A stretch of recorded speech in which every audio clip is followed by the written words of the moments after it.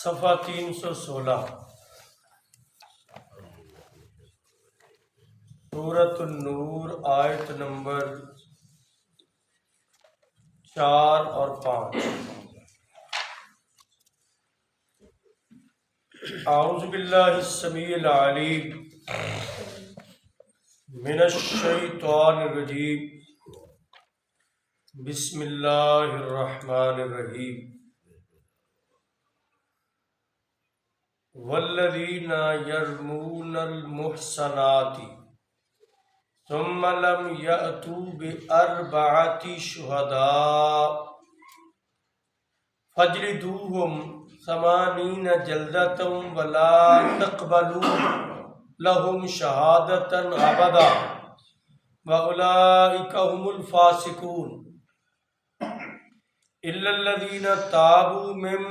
بعد ذلک واصلحوا فإن اللہ غفور رحیم۔ صدق اللہ العظیم۔ جزاک اللہ۔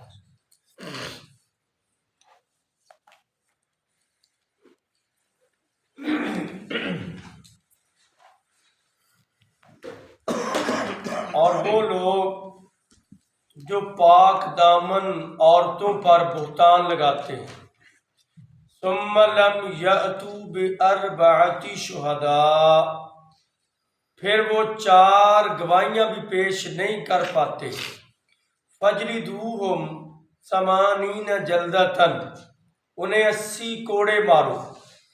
ولا تقبلوا لهم شہادۃ ابدا، اور ان کی گواہی کسی موقع پر کبھی بھی قبول نہ کرو، وَأُولَئِكَ هُمُ الْفَاسِقُونَ، اور یہ اللہ کے ہاں نافرمانوں میں شامل ہو گئے۔ إِلَّا الَّذِينَ تَابُوا مِن بَعْدِ ذَلِكَ، ما سوائے ان لوگوں کے جو توبہ کر لیں اس کے بعد، وَأَصْلَحُوا، اور اپنی اصلاح کر لیں، فَإِنَّ اللَّهَ غَفُورٌ رَحِيمٌ، اللہ تعالیٰ معاف کرنے والے مہربان۔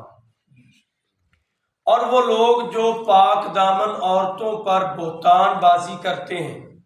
پھر وہ 4 گواہ بھی اس پر نہیں لے آتے، تو ان کو 80 کوڑے لگاؤ اور نہ ان کی کبھی گواہی قبول کرو، یہ لوگ فاسق و فاجر ہیں، مگر وہ لوگ جو توبہ کر لیں اس واقعہ کے بعد اور اپنی اصلاح کر لیں ہمیشہ کے لیے، تو اللہ تعالیٰ معاف کرنے والا بڑا مہربان۔ یہ اب ایک جرم اور اس کی سزا، پھر اس کے بعد رجوع کا حق اللہ نے دیا اسے۔ جرم یہ ہے کہ جو بندہ بلا وجہ بغیر تحقیق کے اور بغیر گواہوں کی تائید کے کسی پاک دامن عورت پر بہتان لگا دے۔ بعض لوگوں کو اپنی ضد ہوتی ہے، اپنا کوئی مسئلہ ذاتی ہوتا ہے، وہ اپنی ذاتی اناد کی وجہ سے کسی پر داغ لگا دیتے ہیں۔ ہاں، عورت ہو یا مرد، کوئی بندہ کسی مرد پر بہتان لگا دے تو یہ اللہ کے ہاں بہت بڑا گناہ ہے۔ اتنا بڑا گناہ ہے کہ جناب محمد رسول اللہ صلی اللہ علیہ وسلم نے فرمایا کہ 7 گناہ ایسے ہیں جو بندے کے اعمال کو ضائع کر دیتے ہیں۔ جو کل بات ہوئی تھی کہ کن چیزوں سے بندے کے عمل ضائع ہو جاتے ہیں، آپ نے فرمایا 7 گناہ ہیں، الموبقات، 7 الموبقات، 7 گناہ جو برباد کر دیتے ہیں نیکیاں۔ پہلا گناہ ان میں شرک ہے، اور آخر پر آپ نے فرمایا قذف المحصنات المؤمنات الغافلات،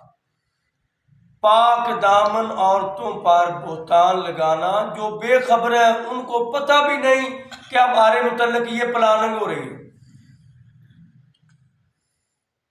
یہ ہتک عزت ہے، انسلٹ ہے، معاشرے کے اندر کسی کو رسوا کرنے کی ایک پلاننگ ہے۔ تو آپ اندازہ لگائیں اسلام کتنا اچھا، سچا، پاکیزہ دین ہے جو ہر بندے کو عزت کے ساتھ جینے کا حق دیتا ہے، اور جو اس کی عزت نفس کو مجروح کرے، اسلام نے اس پر بھی حد مقرر کی ہے۔ اور پھر حد کے متعلق یہ کہا کہ اگر کوئی بندہ ایسی بات کر دے کہ میں نے فلانے بندے کو یہ اس کام کا ارتکاب کرتے ہوئے پایا، بدکار پایا عورت کو یا مرد کو، شریعت نے کہا یا تو اس سے 80 کوڑے لگیں گے، یا بچنے کے لیے ایک ہی صورت ہے، وہ کہے کہ 4 گواہ ہیں۔ یہ ایک بندہ کہتے ہیں میرے پاس 3 گواہ ہیں، تو 3 بھی گواہیاں قبول نہیں کی جائیں گی۔ آپ یہ بھی دیکھ لیں شریعت اسلامیہ کے اندر یا پورا قرآن پاک حدیث دیکھ لیں، کوئی ایسا واقعہ اور مسئلہ نہیں جس میں اللہ نے 4 گواہ مانگے۔ کچھ موقع پر ایک ہی گواہی کافی ہے، کہیں 2 گواہیاں مانگی، لیکن عزت کا مسئلہ ایسا ہے کہ اس پر اللہ تعالیٰ نے 4 گواہیوں کا آرڈر دیا۔ کوئی بندہ 3 گواہیاں بھی لے کر آئے اپنے سمیت، یعنی 2 اور تیسرا آپ، تو وہ بھی بندہ حد کذب سے بچ نہیں سکے گا۔ اس لیے نبی اکرم صلی اللہ علیہ وسلم نے ذکر فرمایا۔ عبداللہ بن عمر رضی اللہ تعالیٰ عنہ بیان کرتے ہیں بیت اللہ کو مخاطب کرتے ہوئے کہ بیت اللہ تیری شان اور مقام تو بہت بلند و بالا ہے کہ جو بندہ تیرے پاس آتا ہے آنے والے کے گناہوں کو اللہ تعالیٰ ایسے صاف کر دیتے ہیں جیسے بندے نے کبھی گناہ کیا ہی نہیں۔ تیرا مقام بڑا بلند و بالا ہے، لیکن ایک مومن کی شان بیت اللہ سے بھی زیادہ رکھے۔ جو بندہ اس کی شان کو بلا وجہ گالی دیتا ہے، بہن کی، ماں کی، بیٹی کی، اور اس کی عزت کو مجروح کر دیتا ہے، وہ اپنا جائزہ لے کہ میں نے کتنا بڑا جرم کیا ہے۔ اس لیے آپ نے فرمایا سباب المسلم فسوق وقتالہ کفر، مسلمان کو گالی دینا جس کو کہا اولئک هم الفاسقون، وہ فسوق ہے، وہ بہت بڑی نافرمانی ہے گالی دینا، کسی کی عزت کو مجروح کرنا اور اس کے ساتھ لڑائی کرنا، یہ تو اللہ کے ہاں بہت بڑا کبیرہ گناہ ہے۔ تو بہرحال یہ ایک مسئلہ ذکر کیا کہ بغیر تحقیق کے کسی پر بہتان نہیں لگانا چاہیے کہ میرے خیال میں کچھ لوگوں کی بدگمانی، اس لیے قرآن پاک سورہ الحجرات میں کہا کہ بدگمانی سے بچو۔ کسی بندے کو دیکھا کہ ہو سکتا ہے وہ کسی اچھے نظریے سے کسی عورت کے ساتھ بھلا کر رہا، ایک بندہ خود مجھے بتایا، اس نے واقعہ لگا ایک بیوہ تھی، میں اس کے ساتھ تعاون کرتا تھا، لوگ میرے اوپر نظریں اٹھانے لگے بھی یہ تعاون کرتا ہے، اسے کو لالچ ہے۔ بندے کی نیت اور ہے، آپ نیت پر شک کرتے ہو، تو اسلام نے اس لیے کہا اگر ایسی بات کرتے ہو تو گواہ لانے پڑیں گے، اور ورنہ پھر اسے 80 کوڑے لگیں گے، اور شریعت میں ایسے لگے ہیں۔ حضرت حسان، مصطح اور حمنہ، یہ 3 تو مسلمان تھے جن کو حضرت عائشہ کے واقعہ کے جرم میں 80 کوڑے لگائے گئے، اور یہ بتایا گیا کہ ان سے بڑی ہنسیاں بھی کوئی نہیں، اگر یہ سزا ان پر نافذ ہو سکتی ہے تو اور کوئی بچ نہیں سکتا۔ یہ ہماری ایک سمجھ لیں خوش نصیبی ہے کہ ہمارے ہاں ادھر کوئی ایسا قانون اسلامی نافذ نہیں، تو انسان کو بر احتیاط سے قدم اٹھانا چاہیے۔ اللہ نے کہا ایک تو ان کو 80 کوڑے لگاؤ، ایک ہی سزا نہیں، دوسری سزا یہ ہے وَلَا تَقْبَلُوا لَهُمْ شَهَادَةً أَبَدًا، ان کی گواہی ہمیشہ کے لیے ریجیکٹ ہو گئی، کسی موقع پر کسی چیز کی یہ گواہی نہیں دے سکتے، اتنے یہ جھوٹے ثابت ہو جائیں گے، چونکہ گواہ ہوتے ہیں عادل، سچے،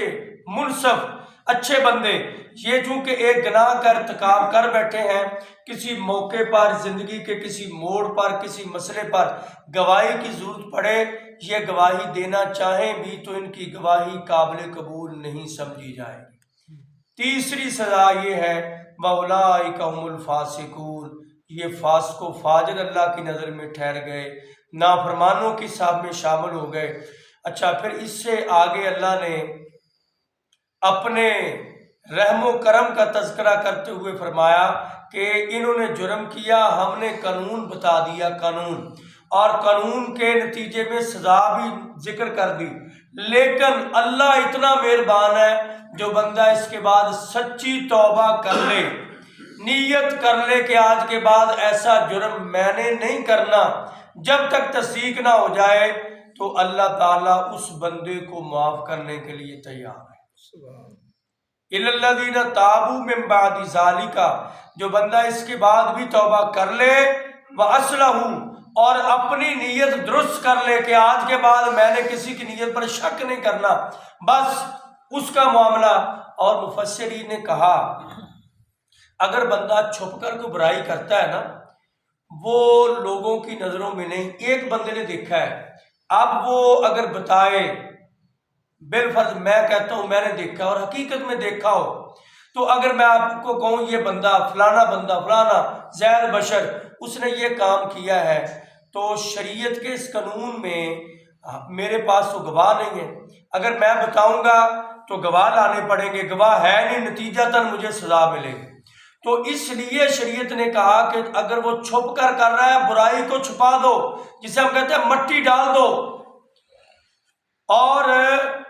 اس کے حق میں دعا کرو، اس کو نشر نہ کرو، اس کو ذلیل نہ کرو، اس کو آئندہ کسی اچھے طریقے سے تبلیغ کرو، برائی سے روکنے کی، نہ کہ ذلیل کرو۔ اور وہ وقت نہ آ جائے کہ لوگ علل اعلان برائی کرنا شروع ہو جائیں۔ علل اعلان برائی لوگوں کے اندر پھیلتی، ایسے پھیلے گی جیسے ہوا چلتی ہے۔ چھٹا سپارہ ورنہ پہلی آیت پڑھ لیں، لا یحب اللہ الجہر بالسوء، اللہ برائی کا اعلان کروانا پسند ہی نہیں کرتا، برائی پر مٹی ڈال دو، چھپا دو، پردہ ڈال دو۔ ہاں جو اتنی عام سر عام کرتا ہے کہ 3-4 بندوں نے دیکھ لیا، آپ اس پر سزا لگائی جائے، اسے عبرت کا نشان بنایا جائے۔ یہ ہے ایک اصول کہ معاشرے کے اندر کسی کو بلا وجہ حد کے عزت کا شکار نہ کیا جائے، اور جو بہتان بازی کرتا ہے اسے سزا دی جائے۔ پھر آگے اگلی آیات میں جو بندہ اپنی بیوی پر بہتان لگائے اس کی کیا سزا ہے۔ اللہ تعالی ہمیں قرآن اور حدیث سمجھنے کی توفیق عطا فرمائے۔ آمین ثم آمین۔